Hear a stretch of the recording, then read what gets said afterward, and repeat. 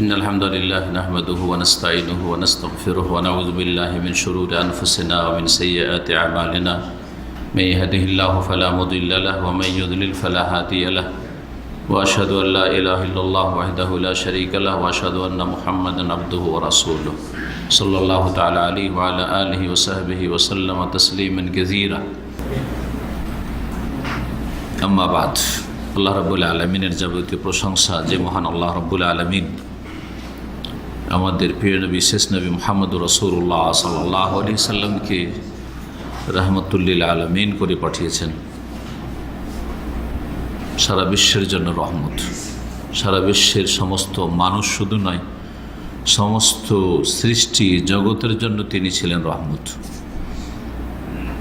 তবে উপকৃত হয়েছে মানুষের মধ্য থেকে একমাত্র ওই সব লোকেরা যারা ঈমানদার, যারা তার অনুসারী, যারা তার সাথে পরিচিতি লাভ করেছে, তার আদর্শ সন্ন্যার সাথে পরিচিত হয়েছে। রব্বুল আলামিন যেন আমাদেরকে নবী মুহাম্মদ সাল্লাল্লাহু আলাইহি সাল্লামের দুনিয়ায় অনুসারী হয়ে থাকার তৌফিক দান করেন এবং আখিরাতে রাসূলুল্লাহ সাল্লাল্লাহু আলাইহি সাল্লামের শাফাআত দান করেন। রাসূলুল্লাহ সাল্লাল্লাহু আলাইহি সাল্লাম যে হাউজে কৌসারে থাকবেন, সেই হাউজে কৌসার থেকে আল্লাহ যেন আমাদেরকে পানি দান করেন তার রহমতে। আমাদের ধারাবাহিক আলোচনা সিরাতুন নবীর এই বছরে আমরা শুরু করেছি 1440 হিজরিতে। আজকে তারিখ হচ্ছে 27শে জুলাই 2019, আরবি তারিখ হচ্ছে 24 জিলকাদা 1440 হিজরি। আজকে আমাদের পঞ্চম পর্ব সিরাতুন নবীর আলোচনা আমরা শুরু করব। নবী করিম সাল্লাল্লাহু আলাইহি সাল্লামের বাল্য জীবনে যখন দাদার ইন্তেকাল হয়ে গেল, তখন তার দেখাশোনার দায়িত্ব নিলেন তার চাচা আবু তালেব। আবু তালেব ইসলাম গ্রহণ না করলেও তিনি অত্যন্ত দরদি ছিলেন রাসূলুল্লাহ সাল্লাল্লাহু আলাইহি সাল্লামের ছোটকাল থেকে শেষ পর্যন্ত, এবং দীর্ঘ আয়ু পেয়েছিলেন। এই জন্য জাহান্নামে সবচাইতে হালকা আযাব হবে এই আবু তালেবকে। যত জাহান্নামী দুনিয়ায় পয়দা হয়েছে এবং যারা জাহান্নামে যাবে, অতীতে চলে গেছে, বর্তমানে অথবা ভবিষ্যতে যেসব জাহান্নামীগুলি পয়দা হয়েছে, হচ্ছে, হবে, তাদের মধ্যে সবচাইতে হালকা শাস্তি হবে এই আবু তালেবকে। কিন্তু চিরস্থায়ী শাস্তি হবে। হালকা শাস্তি হবে কিন্তু ক্ষণস্থায়ী না। জাহান্নামের আযাব হচ্ছে দুই রকম, স্থায়ী আর অস্থায়ী, মুখাল্লাদুনা ফিন্নার আর গায়র মুখাল্লাদিন।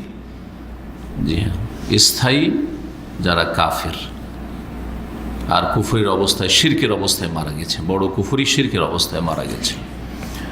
আর যারা মুসলিম হয়ে মারা গেছে, যতই বড় পাপী হোক না কেন, এটি হচ্ছে আহলে সুন্নাত ওয়াল জামাতের আকীদা যে তারা হচ্ছে অস্থায়ী জাহান্নামী। সেটা দীর্ঘদিনের হইতে পারে, দীর্ঘ বছরের হইতে পারে, দীর্ঘ সময়ের হইতে পারে।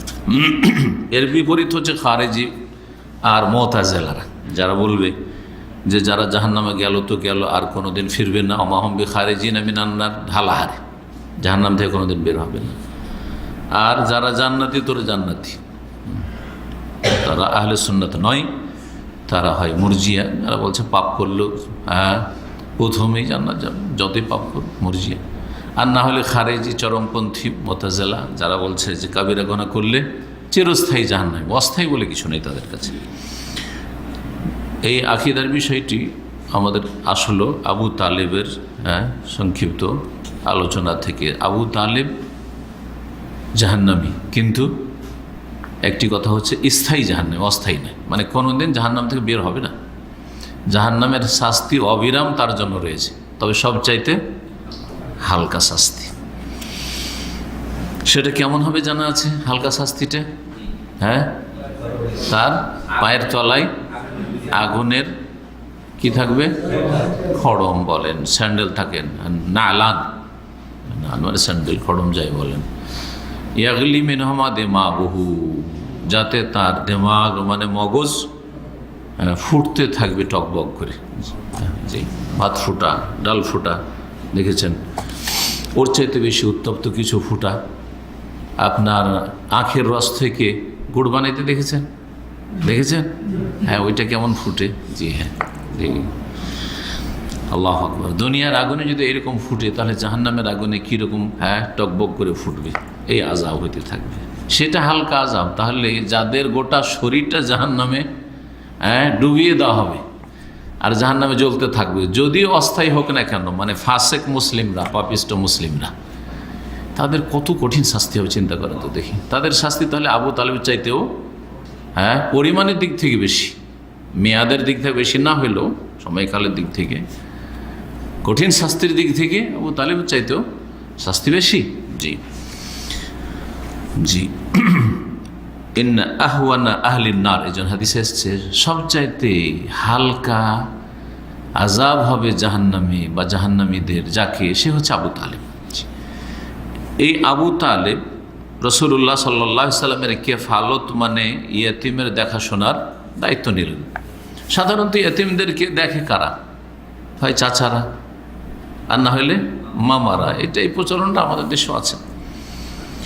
চাচা আরও কয়েকজন ছিল, কিন্তু আবু তালেব নিজে আগ্রহ করে এই দায়িত্ব নিলেন। অথচ আবু তালেব অন্যান্য ভাইয়ের তুলনায় সবচেয়ে বড় পরিবারের অভিভাবক এবং সবচেয়ে বেশি অভাবী ছিলেন। এটা যা অনেকে জানে না। ভাইদের মধ্যে, মানে রাসূলুল্লাহ চাচাদের মধ্যে সবচেয়ে বেশি অভাবী মানুষ ছিলেন, আর পরিবারের সদস্য অনেক বেশি ছিল, ছেলেমেয়ের সংখ্যা অনেক বেশি ছিল। তার সাথে নিজের ছেলেদের মতো, নিজের মেয়েদের মতো করে ভাতিজাকে মানুষ করেছেন। এ কথাই শেখ সফিউর রহমান মুবারকপুরী উল্লেখ করেছেন যে তার চাচা, যে আপন চাচা, চাচাগুলি সবগুলি আপন চাচা ছিল না, কেউ কেউ ছিল কি সৎ চাচা ছিল। ইনি ছিলেন আবদুল্লাহর আপন ভাই আবু তালেব। অত্যন্ত দয়ালু ছিলেন, স্নেহশীল ছিলেন, খুব ভালোবাসতেন। ওয়াকান মুকিল্লান মিনাল মাল, কিন্তু ধন সম্পদ একেবারে কম ছিল তার কাছে, খুব গরিব মানুষ ছিলেন এক কথায়। কিন্তু তার অল্প ধন সম্পদে আল্লাহ অনেক বরকত দিয়েছিলেন, অথচ কুফরির অবস্থায়। কিসের জন্য? রাসূলুল্লাহ সাল্লাল্লাহু আলাইহি সাল্লামের প্রতিপালনের যে কাফারার দায়িত্ব নিয়েছেন।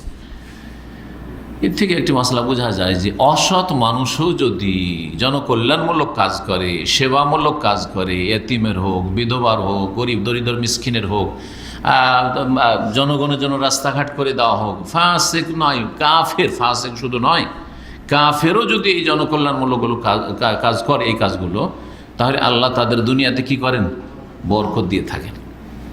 আবু তালেব কাফের ছিল, সারা জীবনই কাফের, আর কুফরের অবস্থায় মারা গেছে। কিন্তু তার অল্পতে আল্লাহ অনেক বরকত দিয়েছিলেন। কেমন বরকত ছিল বলতে গিয়ে বলছেন যে এমনকি বাড়িতে একজনের খাবার আছে, অথচ তার ছেলেদের সঙ্গে প্রায় 10 বা 10-এর বেশি এরকম ছিল। জি, নিজেরই ছেলে যদি 10টা হয়, আর একটা ভাতিজা, 11টা, স্বামী স্ত্রী, কত বড় একটা পরিবার। একজনের খাবার থাকতো, খেলে একজনের পেট ভরবে।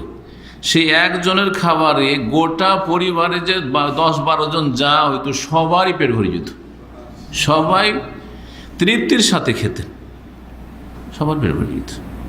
এটা হচ্ছে বরকত। বরকত জিনিসটি হচ্ছে আভ্যন্তরীণ জিনিস, সবসময় চোখে দেখা যায় না, আর সাথে সাথে বোঝাও যায় না। সবসময় চোখে দেখা যায় না, কারণ এটা হিস্সি অনুভূত বস্তু নয়, এটা হচ্ছে মানবিক আভ্যন্তরীণ বিষয়। অধিকাংশ ক্ষেত্রে কখনো কখনো বাহ্যিক বোঝা যায় যে পরিমাণের দিক থেকেও বেড়েছে। বারাকা মানে হচ্ছে নামা, বৃদ্ধি হওয়া। বারাকা মানে জিয়াদা, বাড়া। কিন্তু বাড়াটা কখনো কখনো বাহ্যিক হয়, আর অধিকাংশ সময় বাহ্যিক অনুভূত নয়, সেটা আভ্যন্তরীণ হয়। বুঝতেই পারছেন না যে বরকত কীভাবে হচ্ছে, বা বরকতের বিষয়টি অনেক পরে বুঝতে পারছেন। একসময় আপনি অনেক বেশি খরচ করেছেন, কোনো টাকা পয়সা জমা করতে পারেন না। প্রবাসীরা মানে এই তিক্ত অভিজ্ঞতা অনেকের আছে, কারণ আপনারা ছোট ভাই বোন সবাইকে দিতে দিতে, বাপ মায়ের তলব এগুলো পুরা করতে 10 বছর কাজ করলেন, কিছুই নেই আপনার কাছে। তো বাহ্যিক দিক থেকে তো কিছুই নেই আপনার কাছে। 10 বছর 20 বছর বুঝতেই পারছেন না যে আপনার জীবনে বরকত হলো। কই টাকা পয়সাই তো নাই, এতদিন কাজ করো বিদেশে করলে, এখন চলে যাব, হ্যাঁ শরীরও ভালো নেই, কিন্তু কিছুই তো নেই। বরকত বুঝতে পারছেন না, এটা অনুভূত নয়। কিন্তু দেখা যাচ্ছে যে আপনার যে ভাইয়েরা যখন পৃথক হলো বাপ মা থেকে বা আপনার থেকে, আপনার হোটেলে খেয়ে পৃথক হয়ে গেল, তখন ওদের ছেলে মেয়ে স্বামী স্ত্রী শুধু একজনের ভরণ পোষণের দায়িত্বর উপর, আর আপনার ছেলে মেয়ে 10-10 জন, বিশাল একটা পরিবার। কিন্তু দেখা যাচ্ছে আমার এইরকম নজির অনেক জানা আছে আমার দেশে, যারা এইরকম খরচ করেছে। আনফিক ইউনফিকিল্লাহু আলাইহি, সহিহ মুসলিমের হাদিস, মা আয়েশা রাদিয়াল্লাহু তাআলা আনহাকে বলতে রাসূলুল্লাহ সাল্লাল্লাহু আলাইহি ওয়াসাল্লাম, তুমি খরচ করো, আল্লাহ তোমার উপর খরচ করবে। তুমি খরচ করো, আল্লাহ তোমার উপর খরচ করবে। দেখা যাচ্ছে যে আপনি বেশি ছেলে মেয়ে নিয়ে আপনি সুখী, আপনার পরিবার সুখী, আপনার ছেলেরা সুখী, মেয়েরা সুখী, আপনার ভালো ভালো ঘরে আপনার মেয়েদের বিয়ে হয়ে গেছে, আপনার ছেলেমেয়েরা শিক্ষিত, মাশাআল্লাহ সবাই কাজে লেগেছে, অথবা বিভিন্ন জায়গায় ইনকাম সোর্স পেয়ে গেছে। পক্ষান্তরে আপনার ছোট ভাই যে আপনার সমান বাপের মায়ের ভাগ নিয়ে, সমান ভাগ নিয়ে 2 জন শুধু ছিল পরিবারের সদস্য, ওর আর্থিক সংকট আর বালা মুসিবত আর বিপদ আপদ কষ্টের শেষে দুঃখে আছে। এই জন্য কখনো আপনারা আক্ষেপ করবেন না যে এত খরচ করে ফেললাম আর কী যে হবে না। আল্লাহর উপর ভরসা করেন, যেখানে প্রয়োজন জরুরি করেন। আমি বলছি না যে সব দিয়ে দিতে হবে, সব দিয়ে দেওয়াও, কিন্তু একটা নাজায়েজ আর জুলুম যা আমাদের পরিবারে চলছে বা আমাদের সমাজে যেসব পরিবারগুলো রয়েছে তাতে চলছে, সব আপনার কাছ থেকে নিয়ে নিচ্ছে আপনার বাপ মা টেনে, শেষখানে যাচ্ছেন বলছে দেন আমাকে কিছু টাকা পয়সা দেন, ব্যবসা করবে, নাই সব খরচ করে দিচ্ছি। আরে আল্লাহু আকবার, এই জুলমও করবেন না, জি জুলম করবেন না। বাপ মায়েরাও যেমন আপনি জুলমের শিকার হবেন না, আপনি কারোর জুলম করবেন না।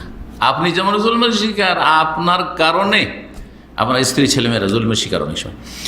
যাই হোক, ফিরে আসি আসল বিষয়ের দিকে। বরকতের কথা বলছিলাম। বরকত, নেক কাজ করলে বরকত আসে, বিশেষ করে সিলাতুল আরহাম, আত্মীয়দের দেখাশোনা, আত্মীয়দের সুসম্পর্ক, বাপ মায়ের দেখাশোনা, অসহায়দের দেখাশোনা, এতিম বিধবাদের দেখাশোনা, জনকল্যাণমূলক কাজ করা, এতে জীবনে বরকত আসে।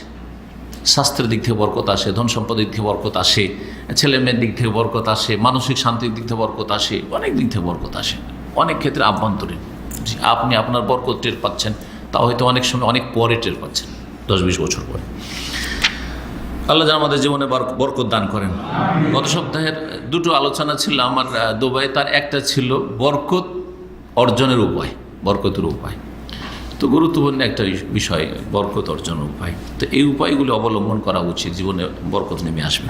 রাসূলুল্লাহ সাল্লাল্লাহু আলাইহি সাল্লাম যে চাচার বাড়িতে থাকতেন, বড় ধৈর্যের সাথে থাকতেন, যা কিছু সব ভাইয়েরা খেত, চাচাতো ভাইয়েরা তাই খেতেন, মানে তাতেই মানে যেটা বলে যে মনে একটা তৃপ্তি, পরিতৃপ্তি ছিল, যা কিছু জুটত।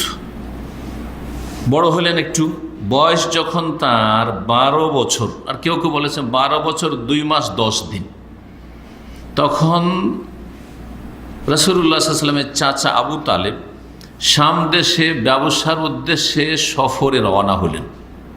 চাচা ভাতিজাকে বাড়িতে রেখে চলে যাচ্ছেন। ভাতিজার দেখাশোনার চাচাই, চাচার মতো চাচি মায়া করবে না, হ্যাঁ, চাচার মতো অন্য কেউ দেখবে না। চাচা তো ভাইয়েরা, চাচাও যেমন ভালোবাসতো, ভাতিজাও চাচা খুব ভালোবাসতো। চাচা ভাতিজাকে ছেড়ে থাকতো না, আর ভাতিজাও চাচাকে ছেড়ে থাকতো না। এই ছিল চাচা ভাতিজার ভালোবাসার সম্পর্ক। ওই সময় কুরাইশের এক কাফেলা যাচ্ছে। এর আগে আলোচনা করেছি যে বছরে 2টো কাফেলা বেরোতো, বাণিজ্যিক কাফেলা, মানে বাণিজ্যিক দল বেরোতো ব্যবসা করার জন্য 2 সিজনে। এক সিজনে ইয়ামানের দিকে দক্ষিণ অঞ্চলে, আর এক সিজনে হচ্ছে উত্তরাঞ্চলে সামদেশে, বৃহৎ সামদেশ, বর্তমানে সিরিয়া থেকে শুরু করে লেবানন, ফিলিস্তিন সব তাতে সামিল, উর্দুন ইত্যাদি, জর্ডান। তো শীতের দেশে গরমের দিনে যেতেন, আর গরমের দেশে শীতের দিনে যেতেন। শাম দেশে সফরে যাচ্ছিলেন, তাহলে কোন সময়টি ছিল তাহলে? হ্যাঁ, সময় ছিল। শাম দেশ ঠান্ডা দেশ, যত উত্তরের দিকে যাবেন ঠান্ডা, উত্তর দিকে যাবেন ঠান্ডা, সুবহানাল্লাহ। যত উত্তর দিকে যাবেন আসলেই ঠান্ডা, যত দক্ষিণ দিকে যাবে গরম। এটা শুধু এই আরবে না, এমন দক্ষিণ দিকে গরম বেশি।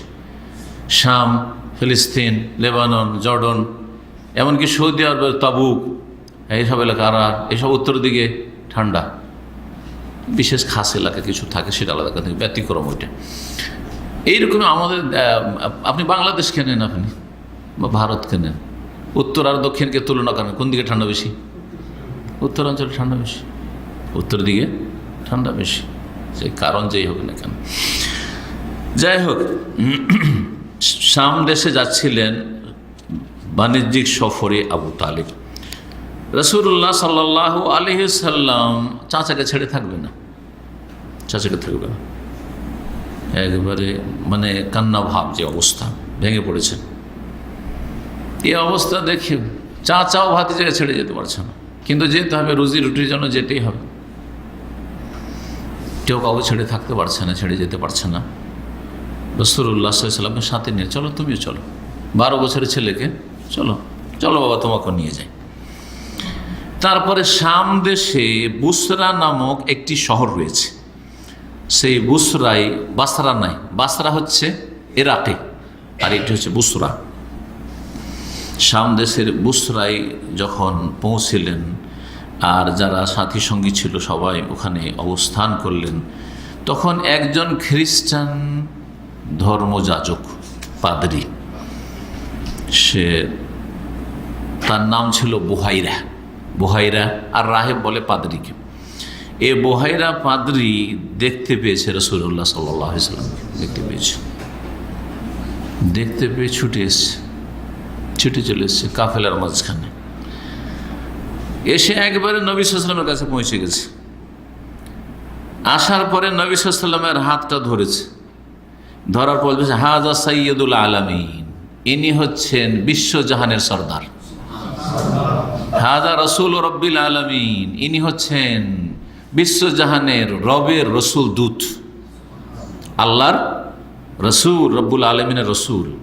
হাযা ইয়াবআসুহু আল্লাহু রাহমাতাল লিল আলামিন, একে আল্লাহ রসুল করে প্রেরণ করবেন, যিনি বিশ্বজাহানের জন্য রহমত হবেন, রহমতুল লিল আলামিন করে আল্লাহ রাব্বুল আলামিন কি করবেন? পাঠাবেন নবী করে। তখন কুরাইশরা তো কিছু জানে না, 12 বছরের ছেলে, কি বা জানবে, তাই না? কিন্তু এর রাহেব জেনে গেছে যে নবুয়াতের আলামত রয়েছে, নবুয়াতের, নবী হওয়ার যে লক্ষণগুলি রয়েছে, আলামত নবুয়া বলা হয় এগুলোকে, সেগুলি দেখে বুঝে গেছে। তাতে বেশ কিছু মুজিজার বিষয় ছিল, অসাধারণ বিষয়। আর তারপরে নবুয়াতের আলামত, হ্যাঁ, তার চেহারায়, তার শরীরে আরও আসছে কথাগুলি, ওই দেখে তিনি চিনে ফেলেছেন। তখন কোরাইশরা বলল যে অমা ইলমুকা বিযালিকা, আরে আপনি জানলেন কি করে যে ইনি রহমতুল লিল আলামিন, ইনি রসুল রব্বুল আলামিন, ইনি সৈয়দুল আলামিন, কি করে জানলেন আপনি? আপনি কি করে বুঝতে পারলেন? কালা, তখন তিনি বললেন, ইন্নাকুম হিনা আশরাফতুম মিনাল আকাবা, যখন তোমরা 2 পাহাড়ের মাঝখানে সংকীর্ণ রাস্তা ঘাঁটি দিয়ে আসছিলে কাফেলা নিয়ে, তখন দেখছিলাম লাম ইয়াবকা হাজারুন ওয়ালা শাজারুন ইল্লা খাররা সাজিদা, যে কোনো পাথর এবং গাছকে দেখছিলাম যে সিজদায় লুটিয়ে পড়ছে, সিজদায় লুটিয়ে পড়ছে। আমি দেখতে পাচ্ছি যে গাছ যখনই মোহাম্মদ রাসূলুল্লাহ সামনে পড়ছে, 12 বছরের ছেলে, তো সিজদায় লুটিয়ে পড়ছে, পাথর সিজদা করছে। এখানে বলে দিই যে এমনকি মক্কাতেও, যেটা এখন বলা হয়নি, মক্কায় রাসূলুল্লাহ সাল্লাল্লাহু আলাইহি সাল্লামকে নবুয়াতের আগে ছোটকাল থেকে পাথরে, গাছে সালাম বলতো, আসসালামু আলাইকা ইয়া রাসূলুল্লাহ, আসসালামু আলাইকা ইয়া রাসূলুল্লাহ, জি সালাম বলতো আগে থেকে, জি ছোট থেকে। তো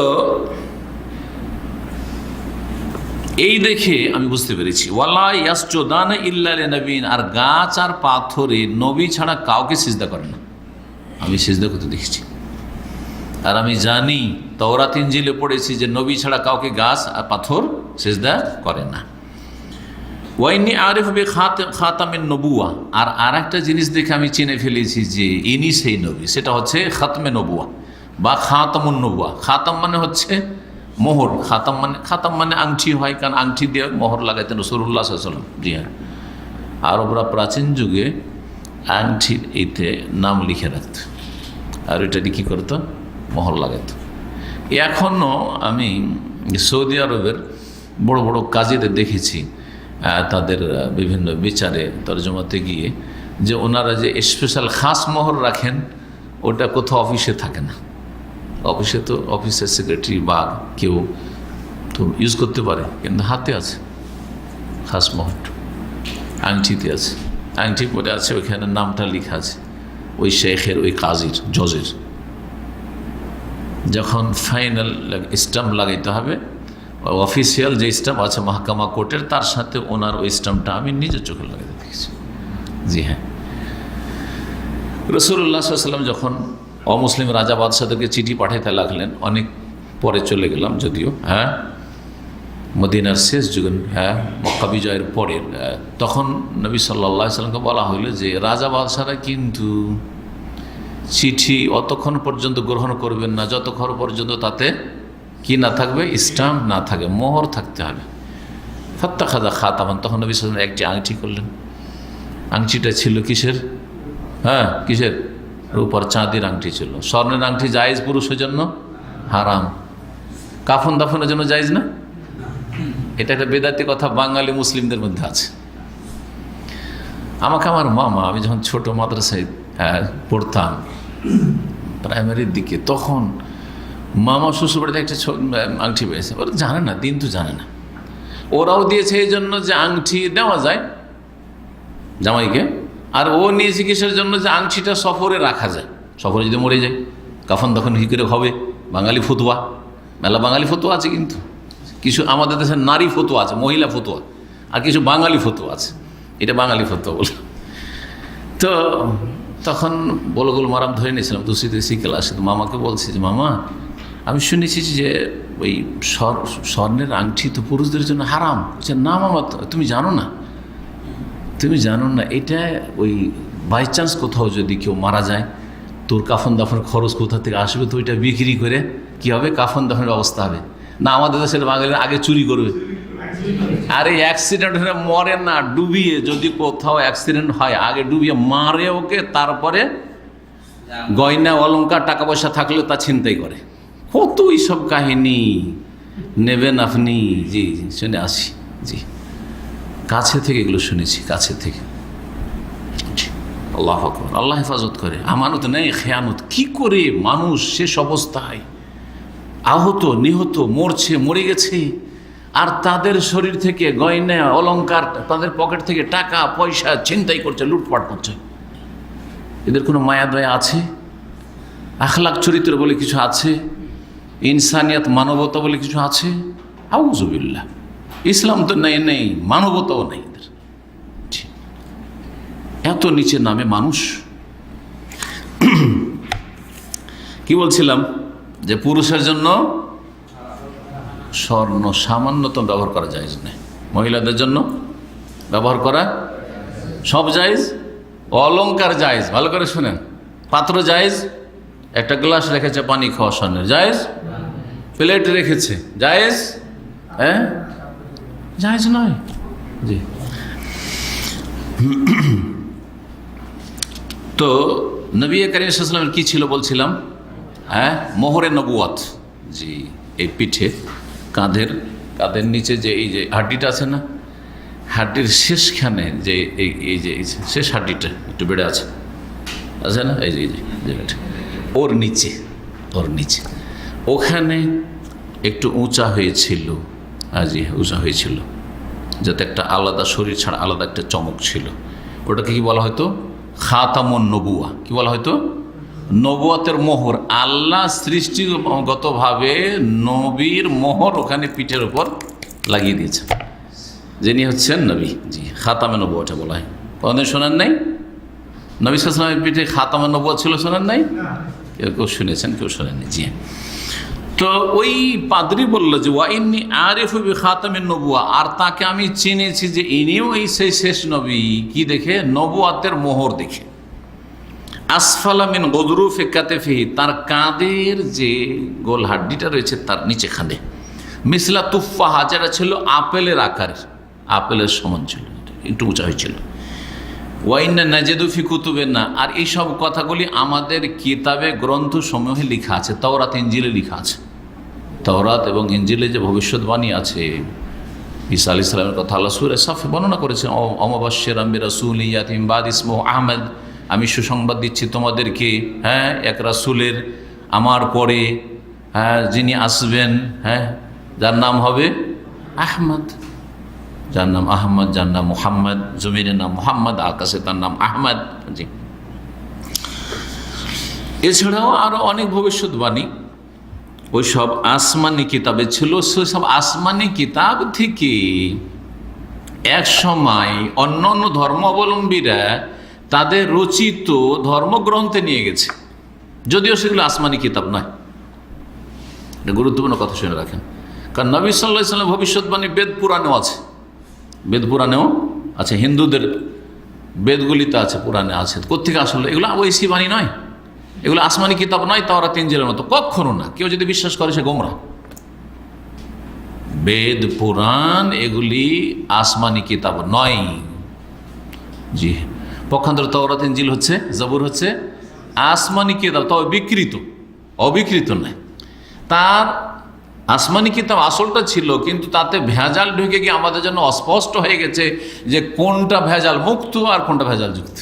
জি, পক্ষান্তর আল কোরআনুল কারীম ভেজাল মুক্ত থাকবে কিয়ামত পর্যন্ত, এর নিশ্চয়তা স্বয়ং আল্লাহ দিয়েছেন। ইন্না নাহনু নাযালনা যিকরা ওয়া ইন্না লাহু লাহাফিজ।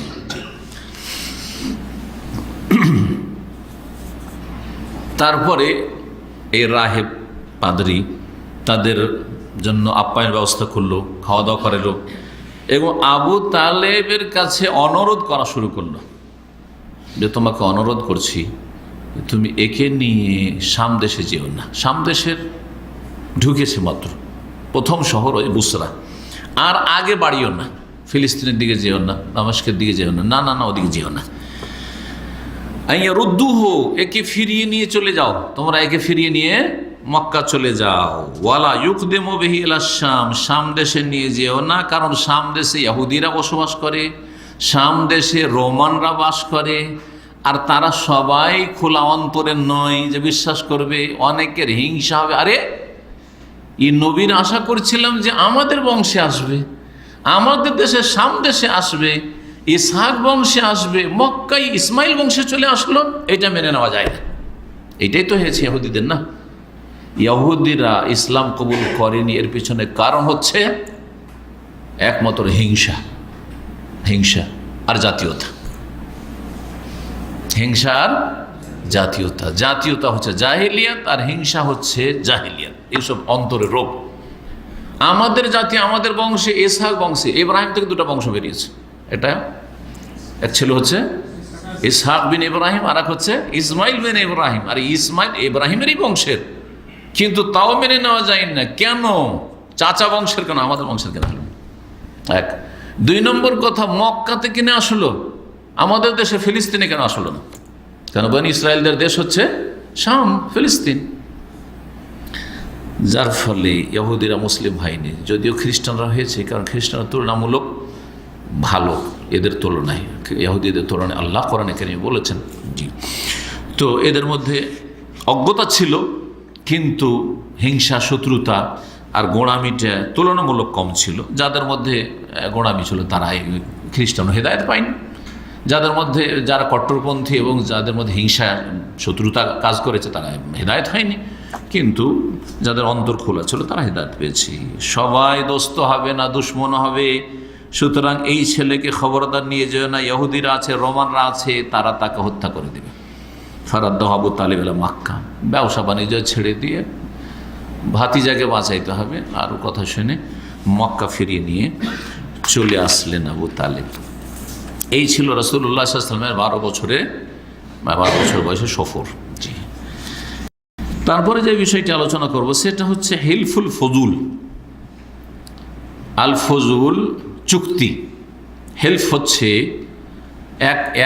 এক বংশের আর এক বংশের সাথে, বা এক বংশের অন্যান্য বংশের সাথে চুক্তি, কোনো একটা চুক্তি। জি, সেই চুক্তি যদি ভালো কাজের জন্য হয় তো ভালো, আর মন্দ কাজের জন্য কেউ যদি চুক্তি করে তো মন্দ, তাই না? চুক্তি করা বা সন্ধি করা ভালো জিনিস কখন হবে?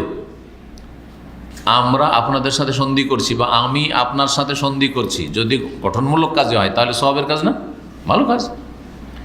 আর যদি কারো ক্ষতি সাধনের জন্য হয় তাহলে আমার তোমার সাথে চুক্তি হচ্ছে তাদেরকে ঠেকানোর জন্য।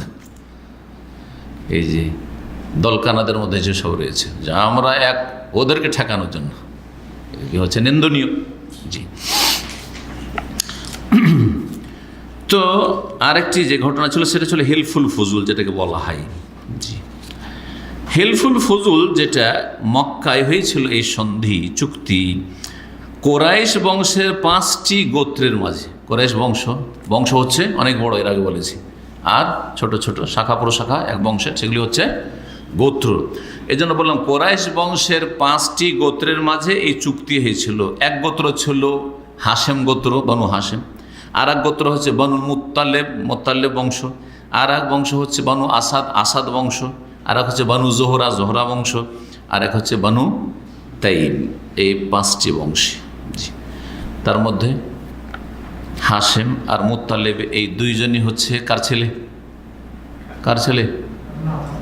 আব্দে মানাফের ছেলে, মুহাম্মদ সাল্লাল্লাহু আলাইহি ওয়াসাল্লাম বিন আব্দুল্লাহ বিন আব্দুল মুত্তালিব, হ্যাঁ, বিন হাশেম বিন আব্দে মানাফ, 5 নম্বরে আব্দে মানাফ। ঠিক আছে, এইরকমই আব্দে মানাফের যে 4 ছেলে ছিল এর আগে বলেছি, একটা হাশেম আর আরেকটা হচ্ছে মুত্তালেব। জি। তাহলে রাসূলুল্লাহ সাল্লাল্লাহু আলাইহি সাল্লামের কাছাকাছি বংশের মধ্যে কাছাকাছি গোত্র ছিল এই হাশেম আর মুত্তালেব, আর বাকি আরও 3টি গোত্র।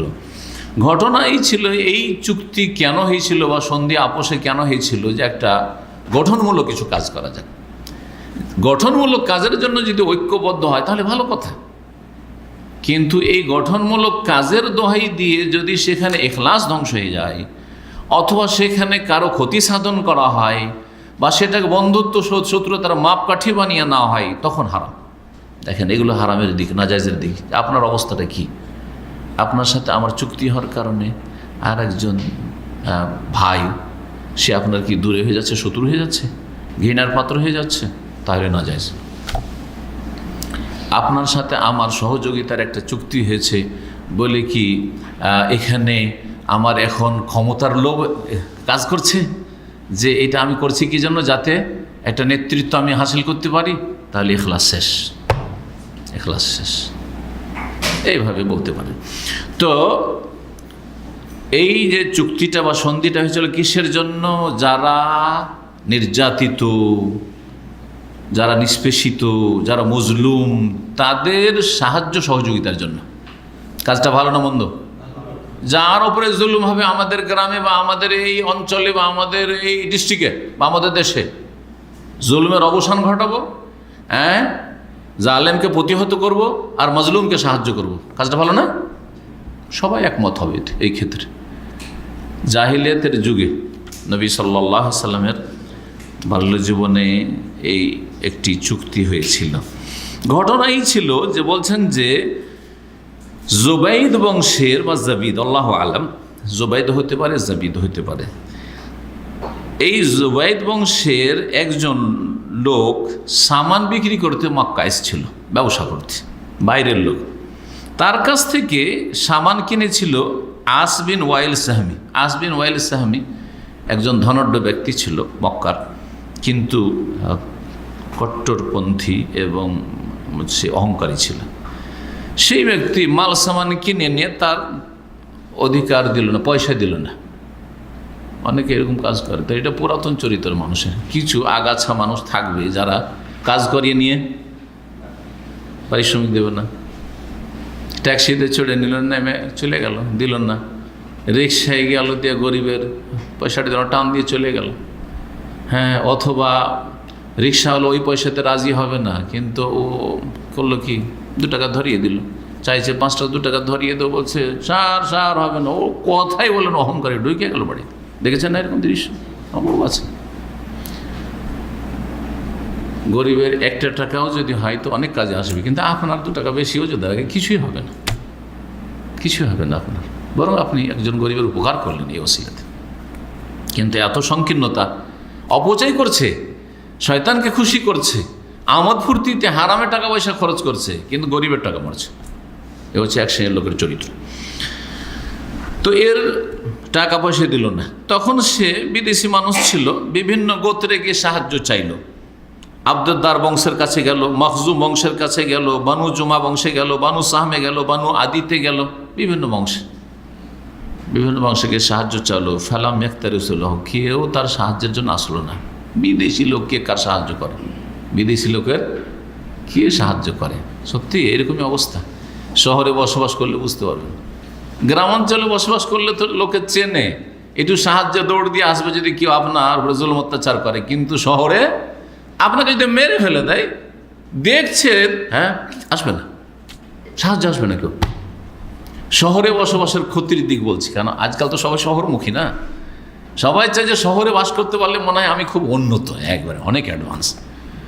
শিক্ষা আছে, কিছু লাভ আছে, শিক্ষার সুবিধা আছে, চিকিৎসার সুবিধা আছে, তারপরে যোগাযোগ ব্যবস্থা ভালো আছে, ইত্যাদি ইত্যাদি। এই কিন্তু পাশের লোকের খোঁজ খবর রাখে না, কে মরে পড়ে আছে, জানাজা দিতে হয়, খবরই নেই। মরে জানাজা হয়ে গেছে, প্রতিবেশী জানাজা হাজির হওয়ার খবর নেই, খবরই নেই যে মারা গেছে, কেউ কারো খবর রাখেন। এইরকম বহু ক্ষতি, তার মধ্যে এইটা কেউ কারো সাহায্য নেমে আসবে না। রাস্তাঘাটে ছিনতাই হচ্ছে, হ্যাঁ, মাত্র 2-3 জন হয়তো ছিনতাই করেছে, 10 জন 20 জন 50 জন দাঁড়িয়ে তামাশা দেখছে, কেউ রিস্ক নিতে যাবে না, ও কিছু বলতে যাবে না, তোর ছিনতাই হয়েছে আমার কি। এটা মুসলিমের চরিত্র নয়। সহযোগিতা করতে হবে কিসের ক্ষেত্রে? অনসুর আখা কা জালেমা নাও মাজলুমা, রাসূলুল্লাহ সাল্লাল্লাহু আলাইহি ওয়াসাল্লাম সহিহ হাদিস, তোমার জালেম ভাইকেও সাহায্য করো আর মজলুম ভাইকেও সাহায্য করো। মজলুম ভাইকে সাহায্য করো মানে তার উপরে জুলুম হতে দিও না, তার পক্ষ থেকে লড়ো। আর জালেমের সাহায্য কি করে করবো? সাহাবীরা বুঝতে পারলেন না, তখন জিজ্ঞেস করেছিলেন, হ্যাঁ, কাইফা আনসুরহু জালেমান, জালেমের আবার কিসে সাহায্য করবো, কিভাবে সাহায্য করবো? কি বলেছিলেন? তাকুফুহু আনি যুলমি আও তাহজুজহু আনি যুলমি, জুলম করতে বাধা দেবে, জুলম করতে দেবে না, প্রতিহত করো, তো দেও মায়ের ওকে। 2-4 জন একটু শক্তি হয়ে দাঁড়ালো, পালাতে দিশে পাবে না, সোজা হয়ে যাবে।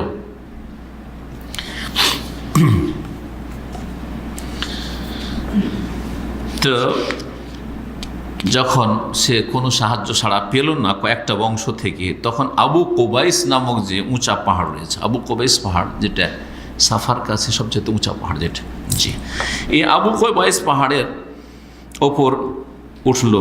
ওঠার পরে বেশ কিছু কবিতার আবৃত্তি করলো, আর তাতে সে তার হক প্রাপ্য অর্জন করার জন্য বা হাসিল করার জন্য সে মানুষের কাছে সাহায্য কামনা করল। এ কথা শুনে অনেকের অন্তর নরম হইল যে এরকম একটা লোক মজলুম এখানে মক্কা থেকে জুলমের শিকার হয়ে যাবে, তার ন্যায্য অধিকার পাবে না এই গরিব মানুষ। আব্দুল মুত্তালিবের এক ছেলে ছিলেন জুবাইর।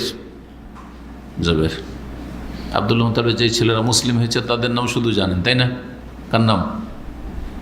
আব্দুল মুত্তালিবের ছেলে, হ্যাঁ, আব্বাস রাদিয়াল্লাহু আনহু সাহাবী, আর হামজা রাদিয়াল্লাহু তাআলা তাদেরই ভাই একজন রাসূলুল্লাহ। আর এক চাচার নাম কি তাহলে? জুবাইর বিন আব্দুল মুত্তালিব। তিনি মক্কায় মানুষের ঘরে ঘরে গিয়ে আলাপ আলোচনা করলেন যে আমরা একটা মিটিং করি, আর মিটিং করে আমরা একটা কী করি, একটা এইরকম আমরা ঐক্য গড়ে তুলি এবং আমরা একটা সন্ধি বা চুক্তি করি যে মক্কায় যার ওপর জুলুম হোক, সে মক্কার অধিবাসী হোক অথবা বাইরের বহিরাগত কোনো ব্যক্তি হোক, যদি কারো জুলুম অত্যাচার হয় তাহলে আমরা সবাই এক হয়ে জুলমের কী করব, প্রতিবাদ করবো, প্রতিহত করবো জুলুমকে। এরা এই মিটিংয়ের জন্য একত্রিত হল আবদুল্লাহ বিন জুদআনের বাড়িতে। আবদুল্লাহ বিন জুদআনের বাড়িতে, যিনি বানু তাইম বংশের সর্দার ছিলেন, রাইস ছিলেন। তারা আপোষে চুক্তি করল যে আল্লাহ ইয়াজিদু বে মক্কাতা মাজলুমান মিন আহলিহা আও মিন গায়রিহিম, মক্কার হোক মক্কার বাইরে হোক কোনো মজলুমকে যদি পাই, ইল্লা কামু মাহু, তার পাশে আমরা দাঁড়াবো, যতক্ষণ পর্যন্ত এই জুলমের অবসান না ঘটাতে পারবো, তার হক আদায় করে না দেব। তারপরে সবাই মিলে এই মিটিং করে, বেচারে কিন্তু অপেক্ষা আছে যে ওই গরিব মানুষ টাকা পাবে, পাওনা পাবে। আস বিন ওয়াইলের বাড়ি গেল যে তুমি টাকা দাও না কেন, মাল সামান নিয়েছো তুমি টাকা দাও না, মানে আসবেন ওয়াইলের বাড়ি সবাই মিলে ঐক্যবদ্ধ হয়ে গেল। ফান্তাজাউ মিনহু হাক্কা জুবাইদি, ওই যে জুবাইদ বংশের ওই লোক ছিল, তার অধিকার তার কাছ থেকে জবরদস্তি আদায় করে ওই লোককে দিয়ে বিদায় করল। রাসূলুল্লাহ সাল্লাল্লাহু আলাইহি সাল্লাম ছোট ছিলেন, নাবালক অবস্থায় এই চুক্তিতে তিনি হাজির হয়েছিলেন চাচার সাথে, আবু তালেবের সাথে। মনে আছে কিন্তু 12 বছর 14 বছরের 15 বছরের যদি ঘটনা হয় এগুলো মনে থাকবে না? মনে থাকবে। 8-10 বছরের ঘটনাও মনে থাকে বড় হওয়ার পর। আমাদের মনে আছে 8-10 বছর বয়সে কী হয়েছে না হয়েছে, মনে আছে না? যদিও সব কথা মনে থাকবে না, কিন্তু বড় বড় কথা মনে থাকবে। যদি বন্যা এসে থাকে মনে আছে এই একটা বড় বন্যা হয়েছিল, কোনো জায়গায় বেঁচেছেন, মরতে মরতে বেঁচেছেন, এগুলো মনে থাকবে, বড় ধরনের কথাগুলো মনে থাকে।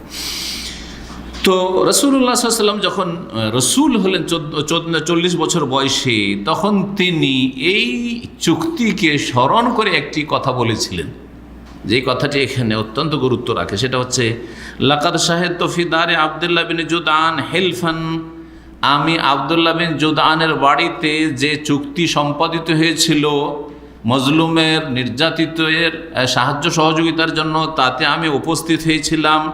সেটা আমার কাছে এত প্রিয়, মা ওহিব্বু আন্নালি বেহাই হমরুন নামে, আমি কখনো পছন্দ করব না যে এই চুক্তি বাদ দিয়ে আমাকে কেউ লাল ওট দিক। একদিকে লাল ওট পাচ্ছি মূল্যবান সম্পদ আরবদের, আর আরেকদিকে আমি লাল ওট নেব না তোমার এই চুক্তিতে, আমি অংশগ্রহণ করব, কারণ এতে আমি মজলুমের সাহায্যের জন্য ঐক্যবদ্ধ হচ্ছি আর জালেমের জুলমকে প্রতিহত করার জন্য ঐক্যবদ্ধ হচ্ছি। ওয়ালাউ উদআ বিহি ফিল ইসলাম লা আজাব, তো এখনও যদি আমাকে কেউ ডাকে এইরকম গঠনমূলক কাজের জন্য, সাহায্য সহযোগিতার জন্য, বা এইরকম চুক্তি বা সন্ধির জন্য, তাহলে আমি সেই ডাকে সাড়া দেব। রাসূলুল্লাহ সাল্লাল্লাহু আলাইহি ওয়াসাল্লাম নবী হওয়ার পরে বলেছেন। রাসূলুল্লাহ সাল্লাল্লাহু আলাইহি ওয়াসাল্লামের কর্মজীবন, তৃতীয় যে বিষয় সেটা হচ্ছে কর্মজীবন। নবী সাল্লাল্লাহু আলাইহি ওয়াসাল্লামের কর্মজীবন কখন শুরু হইল? নবী করিম সাল্লাল্লাহু আলাইহি ওয়াসাল্লাম সম্পর্কে জানা আছে যে তিনি যখন ভূমিষ্ঠ হন তার আগে থেকে কি ছিলেন? মায়ের পেট থেকেই ইয়েতিম ছিলেন। তারপরে তার প্রতিপালন কে করলেন? দাদা করলেন। মা তো ছিলেন দাদা, কিন্তু মা তো আর প্রতিপালন কতটা করে, পরিচর্যা করে, কিন্তু ভরণ পোষণ ইত্যাদি দাদা। তারপরে দাদার ইন্তেকালের পরে চাচা। বাপের কিছুই ছিল না, বাপও অভাবী ছিলেন, বাপের কোনো কিছুর উত্তরাধিকারী হননি, কিছুই পাননি। যখন কাজকর্ম করার বয়স হলো, আজকালকার আইনে তো কাজকর্মের বয়স হচ্ছে 18 না 21 বছর, না মনে হয় 18তে পাসপোর্ট দিয়ে বিদেশ আসতে দেবে, 21 বছর। আমি জানি ইন্টারন্যাশনাল আইন হচ্ছে 21 বছর।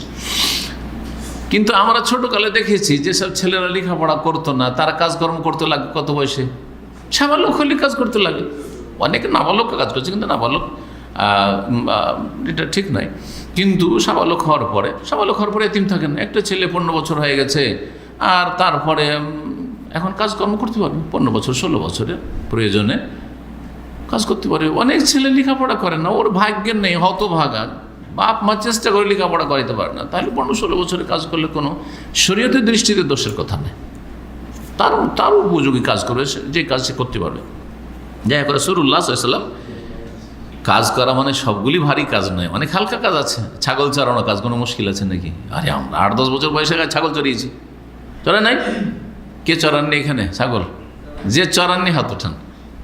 মাশাআল্লাহ, অনেক লোক শহরে বাস করা ছাগল চড়াননি, কিন্তু এটা নবীর সুন্নাত। ছাগল চড়ান নাই? আলহামদুলিল্লাহ, আমি চড়িয়েছি 2-4 দিন। অপরের নয়, নিজের। তবে একটা হচ্ছে অপরের চড়ানো, আর একটা হচ্ছে নিজের ছাগল বা গরু চড়ানো। তো নিজের 2-4টা হয়তো ছাগল থেকেছে, নিয়ে চলে গেলাম, তারপরে চড়ালাম, এরকম আর কি। তারপরেও মাদ্রাসায়, ছোটো থেকে তো মাদ্রাসায় থেকেছি, ছুটি ছাটিতে গেলে তখন হুকুম হলে যে যা নিয়ে যা, একটু চড়িয়ে নিয়ে। তো রাসূলুল্লাহ সাল্লাল্লাহু আলাইহি ওয়াসাল্লামের প্রথম যে কাজটি ছিল, যেটা দিয়ে শুরু করেছেন কর্মজীবন, সেটা ছিল ছাগল চড়ানো। সেটা কি ছিল? ছাগল রাইউল গানাম। কার সাথে? দুধ ভাইদের সাথে, ছোটকালে দুধ ভাইদের সাথে। যে হ্যাঁ, কয় বছর ছিলেন ওখানে? 4 বছর, তাই না? তো রাসূলুল্লাহ দুধ ভাইদের সাথে বানু সাদে ওই ছাগল চড়াই, তো দুধ ভাইগুলো বড় ছিল একটু, ওদের সাথে দৌড়াদৌড়ি করতেন আর বকরি চড়াইতেন, থাকতেন। মক্কায় যখন ফিরলেন, ফেরার পরে তিনি মক্কার যারা বকরির পালের মালিক তাদের বকরি ছাগল মজদুরির বিনিময়ে, পারিশ্রমিকের বিনিময়ে চড়িয়েছেন। এই কথাটি সহিহ বুখারীতে রয়েছে, সহিহ বুখারীর একটি হাদিস। নবী করিম সাল্লাল্লাহু আলাইহি ওয়াসাল্লাম বললেন, হাদিসটা বলছি আপনাদেরকে, মা বাসাল্লাহু নবিয়ান ইল্লা ওয়া রাআল গনম, আল্লাহ এমন কোন নবী পাঠাননি যিনি ছাগল চড়াননি। মানে প্রত্যেক নবী কি করেছেন? ছাগল চড়িয়েছেন। যে মুসা আলাইহিস সালাম, হ্যাঁ কোরআনে আছে যে ছাগল চড়িয়েছে, কোরআনে আছে, কোরআনে কারীমে যে মুসা আলাইহিস সালাম কি করেছেন? ছাগল চড়িয়েছেন। শুনবেন আয়াত। আল্লাহ লাঠিটার সম্পর্কে জিজ্ঞেস করলেন, লাঠিকে মুজিজা বানাবে। আর লাঠি তাহলে আগে থেকে ছিল, এই নয় যে আসমান থেকে লাঠি নামিয়েছেন, লাঠি এমনি লাঠি ছিল সেটা, কিন্তু সেই লাঠিটা যেই দিন মুজিজায় পরিণত হচ্ছে তখন আল্লাহ জিজ্ঞেস করছে, ওমা তিলকা বিয়ামিনিকা ইয়া মুসা, মুসা তোমার ডান হাতে ওইটা কি? তো আল্লাহর সাথে কথা বলতে পেয়েছেন, হ্যাঁ, তুর পাহাড়ে যার সাথে কথা বলতে যে ভালোবাসে, কথা বলতে পেলে ও শ্বাস নেই না। হ্যাঁ, কথা ঠিক না ভুল বুঝেন না এটা? আর যার সাথে কথা বলতে ইচ্ছুক না, ওর সাথে কথা তাড়াতাড়ি শেষ করার জন্য ঠিক আছে ঠিক আছে ঠিক আছে। আজকালকার টেলিফোনের যুগে যদি কাউকে বলেন আচ্ছা ওকে ওকে ঠিক আছে, তার মানে ও ভালো করে যদি চালাক হয়তো বুঝতে পারছি আমার সাথে বেশি কথা বলতে চাই না, আমাকে সুযোগ দিতে চাই না, ঠিক কিনা? কিন্তু ও হয়তো বলছে আচ্ছা ঠিক আছে, আচ্ছা ঠিক আছে, আর আপনি আরও কথা বাড়িয়েছেন, আবার কথা বাড়িয়েছেন, তার মানে আপনি কথা বলতে তার সাথে চান। কখন মানুষ চায়? আজকালকার লোকেরা হচ্ছে সেলফিশ, অধিকাংশ হচ্ছে সুবহানাল্লাহ সুবিধাবাদী, যার কাছে দুনিয়ার সুখ সুবিধা আছে, স্বার্থ আছে, ওর সাথে বেশি কথা, দিনে 14 বার টেলিফোন করছে। কিন্তু ঘনিষ্ঠ ব্যক্তি আল্লাহর নেক বান্দা, না না না, ওর নাম্বার, ওর আমার কাছে ওর নাম্বার নেই। অন্য লোকের সংশোধনের আগে আপনাদেরকে বলি, যদি ভাই জিজ্ঞেস করি যে ভাই নিজাম ভাই আইয়ুব ভাইয়ের নম্বরটা, তো ওটা তো আমার কাছে নাই, একটা উদাহরণ দিলাম, তা করবেন না কেউ। অথবা আইয়ুব ভাইকে জিজ্ঞেস করছি ভাই আইজুল্লাহকে নাম্বার, করছে না ওর নাম্বার তো আমার কাছে নাই। এটা কেমন কথা হইল? কিন্তু যদি বলি যে একটা লোক কোথাও আছে যে বছরে একবার কোনো বড় সম্মেলন হইলে আসে, অমুকের নাম্বারটা আছে, যে বাংলাদেশের বড় বিজনেসম্যান দাম্মামে, হ্যাঁ হ্যাঁ হ্যাঁ আচ্ছা আচ্ছা আচ্ছা, ওর নাম্বার আছে। কেন কেন ভাই? হ্যাঁ, আল্লাহুল মুস্তাআন। তো এমনটা যেন না হয়। তো কি বলছিলাম? হ্যাঁ, ছাগল চড়া, আল্লাহর সাথে কথা বলার সুযোগ পেয়েছেন, বেশি কথা বলতে চাইছেন মুসা আলাইহিস সালাম। আল্লাহ জিজ্ঞাসা করেছেন কি? যে হাতে কি? বলে দিলি তো হাতে লাঠি, ব্যাস শেষ, কথা শেষ, প্রশ্ন উত্তর হয়ে গেছে। হে আসায়া, এটা আমার লাঠি, আতাওয়াক্ক আলাইহা, এতে হেলান দিই, এতে আমি ভর দিই যখন ক্লান্ত হই, তখন ভর দেওয়ার মাঝে মাঝে দরকার পড়ে। হ্যাঁ, ও আহুস্য বেহালা গানামি, আমার ছাগল চড়ে তখন ছাগলকে গাছের পাতাগুলি হ্যাঁ ঝেড়ে ঝেড়ে দিই, পাতাতে বাড়ি মারলে পাতা পড়বে না, হ্যাঁ জি করি, অসুবে আলাগা নামে এই যে চলে আসলাম। আরও কথা সব অলিয়া ফিহা মা রে বখরা, আর কত একটা একটা করে বলবে যে এতে আমি মেলা কাজ করি, এই লাঠি দিয়ে আমি অনেক কাজ করি। জি হ্যাঁ, মা আরে বখরা, অনেক গরজ আছে এই লাঠিতে আমার। তো রাসূলুল্লাহ সাল্লাল্লাহু আলাইহি ওয়াসাল্লাম বললেন যে এমন কোনো নবী আল্লাহ পাঠাননি যে ছাগল চড়াননি। তখন সাহাবীর অবাক হয়ে জিজ্ঞেস করছে, সব নবী চড়িয়েছে, তো আপনিও? ওয়া আনতা ইয়া রাসূলুল্লাহ, আপনিও ছাগল চড়িয়েছেন? বলছেন নাম, হ্যাঁ আমিও চড়িয়েছি। কুনতু আর আহা আলা কারারিতা লি আহলে মক্কা, আমি ছাগল চড়াতাম, তাও নিজের বাড়ির ছাগল নয়, বাপের না মায়ের ছাগল না, চাচার ছাগল না। আর আহা, আমি ছাগল চড়াইতাম আলা কারারিতা, মাত্র কয়েকটা কিরাতের বিনিময়ে, লি আহলে মক্কা, মক্কাবাসীর। ছাগলগুলি কার ছিল? মক্কাবাসী, যারা মক্কার বড় বড় ছাগলের পালের মালিক, তাদের ছাগল চড়িয়েছি কয়েকটা কিরাতের বিনিময়ে। যে কিরাত সম্পর্কে বলছেন যে বর্তমান যুগে দৈনিক মজদুরি কত? বলছে 10 রিয়াল সমান। সারাদিন ছাগল চড়িয়ে কয় রিয়াল? 10 রিয়াল বলছেন। শেখ শফিউর রহমান লিখছেন যে কিমাতু ফি হাযা জামান 10 রিয়াল তাকরিবান, 10 রিয়াল কাছাকাছি। ছাগল চড়ানো আম্বিয়াদের সুন্নাত, সারা জীবন নয় কিন্তু। আবার এটা মনে করেন যে সারা জীবন নবীর শুধু ছাগল চড়াইতে ঠিক আছে। প্রথম জীবনে প্রথম যে কর্মক্ষেত্র সেটা হচ্ছে ছাগল চড়ানো। এতেও কিন্তু রহস্য রয়েছে, তত্ত্ব, হেকমত রয়েছে। কি হেকমত? ছাগল যত পেরেশান করে, এই পেরেশানি বরদাস্ত করে যদি অভ্যাস হয়ে যায়, তো যেগুলো মানুষরূপী ছাগল ওগুলোকে তরবিয়ত করতে সুবিধা হবে। কথা বোঝাচ্ছে? মানুষ যে কত কষ্ট দিবে, কত কষ্ট দিবে। কেউ দাজ্জাল বলবে, কেউ সাবি, নবীকে বলে যে সাবি, আর আমাদেরকে বলছে ওয়াহাবি, বলছে না? এগুলো শুনতে হবে। তো ছাগল চড়িয়ে চড়িয়ে কষ্ট করে, এইদিকে ছাগল একটা দৌড় দিবে, ওইদিকে আর একটা ছাগল দৌড় দিবে, ওইদিকে আর গরু এত দৌড় দিবে না, গরু মহিষী এত দৌড় দিবে না, কিন্তু ছাগল আল্লাহু আকবার 4টা ছাগল 4 দিকে দৌড় দিবে, একদিকে না।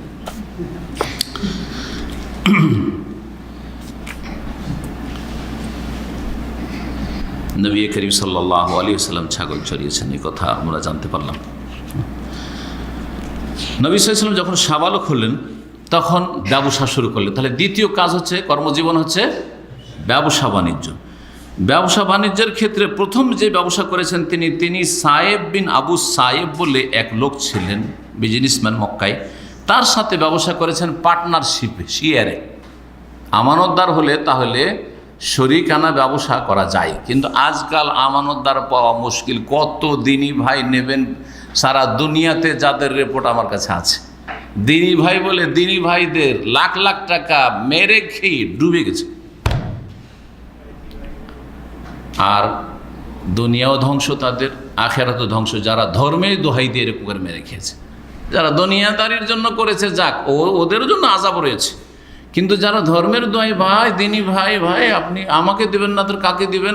আমাকে বিশ্বাস করবেন আর কাকে বিশ্বাস করবেন আপনি?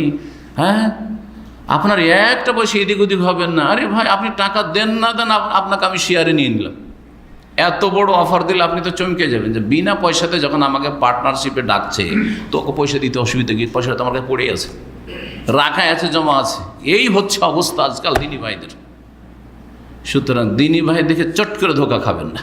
কত দিনী ভাই আছে শুধু আকীদাটাই ঠিক হয়েছে, তাও সীমিত আকার আকীদা ঠিক হয়েছে। আকীদার ক্ষেত্রে একটা আখেরাতে জবাব দিতে হবে। বান্দার হক আল্লাহ মাফ করবেন না, এটাও তো আখেরাতের প্রতি ইমান। ওইটা কোথায়? আকীদা মানে তো এই না যে আমি কবর মাজার পূজা করি না, আমি পীর ধরি না, আমি মিলাদ করি না, ব্যাস আকীদা ঠিক হয়ে গেল?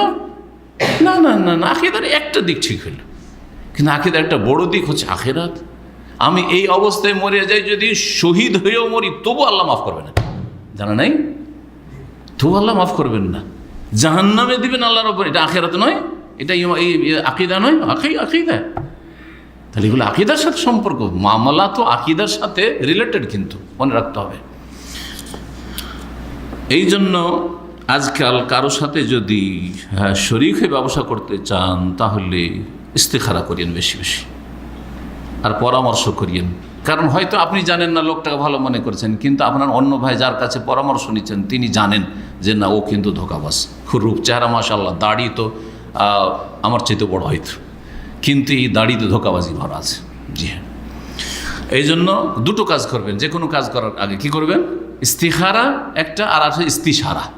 ইস্তিখারা মানে হচ্ছে আল্লাহর কাছে কল্যাণ চাওয়া, আর ইস্তিশারা মানে ভালো মানুষের কাছে পরামর্শ চাওয়া।